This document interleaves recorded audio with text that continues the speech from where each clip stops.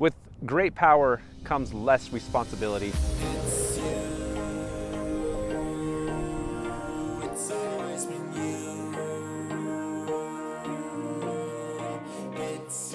This scooter is from a company called Freego. It's the E10 Pro, and it costs $699. Now, these guys say that this is more powerful than the Segway Max in the Nami M365. That's why you have me here, is to prove if they're right or wrong. So I'm gonna break everything down for you, do a speed test, acceleration test, all that good stuff, along with some beautiful scenery. That is Zion's that you're looking at behind me, which is just beautiful. So anyway, I'll stop oohing and awing over the scenery and get to work. I'm gonna see how fast this can go. I got a nice flat stretch of trail or road here. Now it does have a 500 watt brushless motor in that rear wheel, and that's powered by a 48 volt, 6 amp hour battery that takes 4 to 6 hours for recharge. There's 3 speed modes. They say the top speed mode can get up to 26 miles per hour. Gonna see if that's true. Change it to speed mode 1 and show you how fast each of the speed modes can go. Mode 1 is 9 miles per hour. 2 is 12. Looks like speed mode 3 is 22 miles per hour. So I was 3 shy of 25 and I'm 185 pounds. So that kind of gives you a reference for how fast you can go if you're around my weight.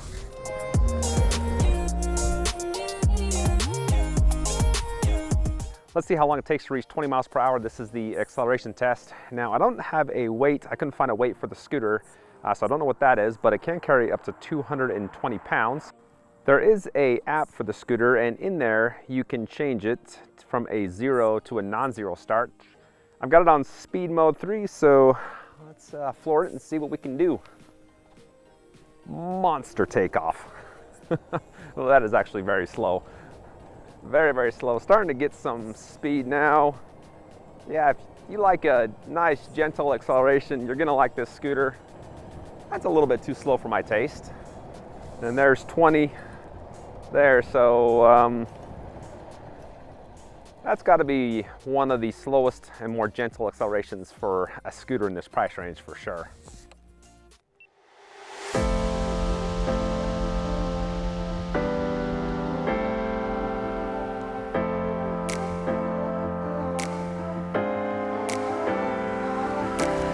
Now, the E10 Pro has got a range rating of 25 miles. I got my tracking app here, start workouts. Gonna be on speed mode 3, and I got a full charge on the battery. And I'm just gonna cruise about 20 miles per hour and only stop to give you guys battery updates.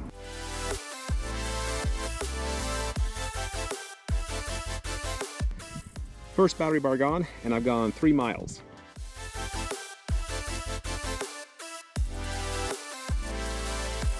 Just lost my second battery bar and I hit 5.21 miles. I've got my microphone plugged in, so I'm going to tell you a little bit about the scooter as I'm on the range test. Starting off with the look and design, something I haven't seen before are the 2 deck pulls attaching to the stem, which forms a triangle, which is kind of cool. As far as the balance of the scooter, I can take my hand off pretty easily. Don't feel like I'm going to crash, so it's well balanced. The handling is what I call light and easy. It doesn't take a lot of effort. I've been rallying this a little bit, just testing out the handling, and it's not my favorite. Overall, I just feel like I'm a little bit too big for the scooter at 5'11". As far as noise, very little of that. That motor is just incredibly quiet, even when climbing hills. Let me dive into the specs, starting off with the handlebars. You don't have a wide stance, pretty narrow. The grips are kind of large, textured, and just kind of nice feeling.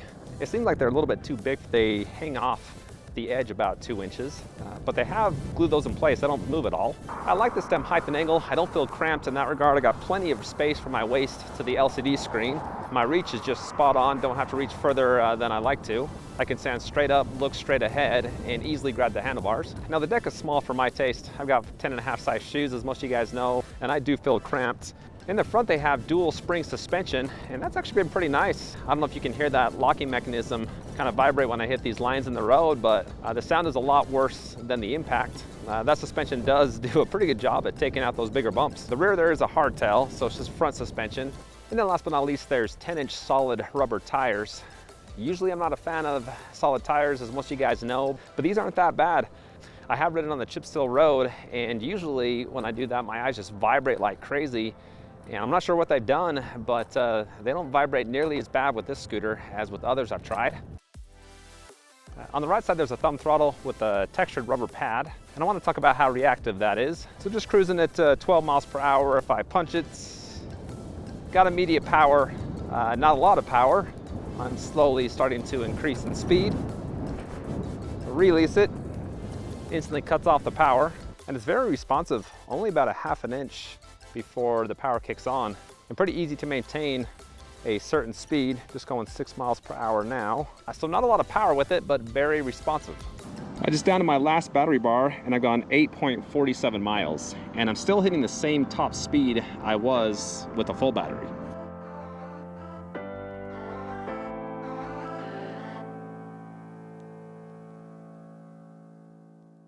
Now that wraps up the first range test. I got 12.40 miles with 232 feet elevation gain, which is pretty much zero. I mean, it's very flat trail, and only stopped 4 times. It was just cruising at a nice 21 miles per hour. But 12.5 miles is pretty good. Now you know what it can do when you're just cruising.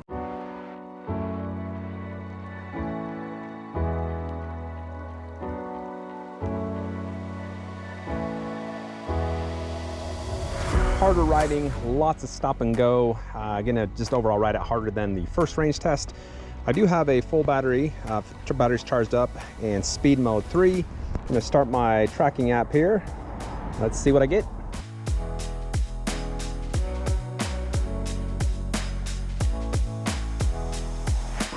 Two battery bars are missing, and I've gone 2.63 miles. Not really liking a lot of stop and go. Down to my last battery bar, and I've gone 4.82 miles. And I have had a lot of stop and go, taking pictures of all of that.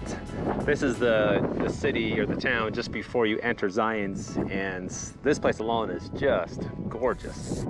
Second range test is over. I went 7.56 miles, so quite a bit less. Well, the first test I had over 12 miles, so just over half when riding a little bit harder with a lot of stops.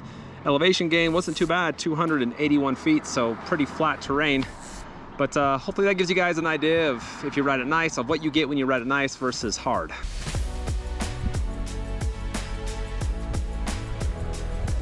Well, the E10 is ready to climb a hill up to 24% grade. I think that's pushing it quite a ways. I have a hill, a 10% grade hill, about a half a block long. As soon as I come out of the tunnel, I start to climb. Battery life is showing 54%. I've got it on speed mode 3. Here we go. Start with some momentum. Power, power, come on. Through the tunnel, and now we're climbing. Gets pretty steep right off the bat. Down to 15, 11. Dropping fast, dropping real fast. Down to 8. This is the steepest part here.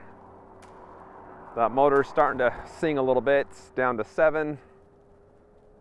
And coming up over the top, 8. And there you go. That wasn't even half of what the rating is for. I'm thinking for my weight, I could get about 12-13%, and that's about it.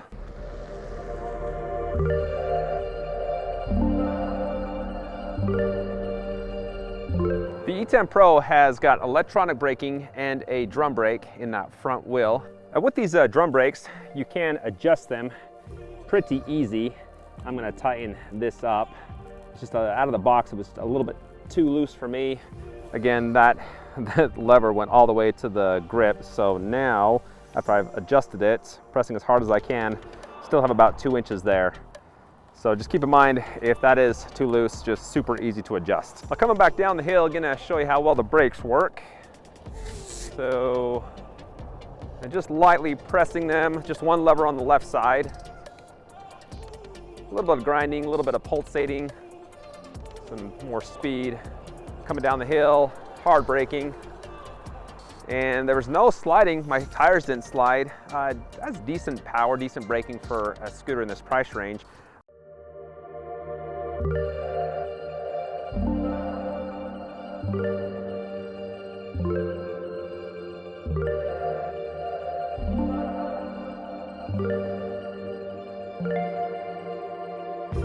Now, the Pro has an IP54 waterproof rating, a 1-year warranty, and free shipping in the US. Well, overall, I thought the Pro held up pretty good. You're gonna wanna keep this on the flats too to really increase the range. Not very friendly in hilly terrain, but if you wanna pick it up, I've got the link in the description. Also, be sure to check out my website, electricrevolutionreviews.com. There you can find all my reviews sorted by price and capability. Hit that like button before you go, and please subscribe for the latest in electric bike, board, and scooter reviews. Thanks for watching, and I'll see you next time.